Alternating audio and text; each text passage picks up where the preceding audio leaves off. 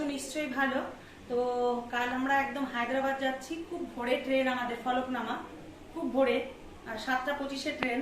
তো অত ভোরে তো আমরা আসতে পারবো না বর্ধমান থেকে। তাই জন্য আমাদের আর্মি, দেখো গেস্ট হাউস, এটা আমাদের আর্মিদের গেস্ট হাউস, জেসিও রুম পেয়েছি। এই দেখো আমার সব লাগেজগুলো নিয়ে এসেছি, আরো আছে ওইদিকে। আর সুন্দর ব্যবস্থা, এখানে বেড, এখানে ওয়াশরুম, টিভি, সবকিছু রয়েছে, কুলার, সবকিছু ব্যবস্থা রয়েছে। আর এই দেখো টলি টলি নিয়ে আমরা একদম রেডি।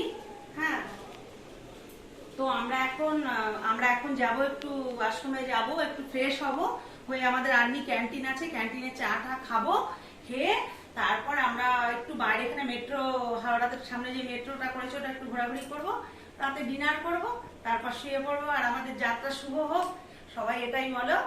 আর ওখানে গিয়েও একটু ঘোরা বেড়ানো করবো আর কি। এবারে এসব করে মেয়েকে নিয়ে এসেছি, তো এটুকুই। তোমরা সবাই ভালো থেকো, সুস্থ থেকো। Good night, by.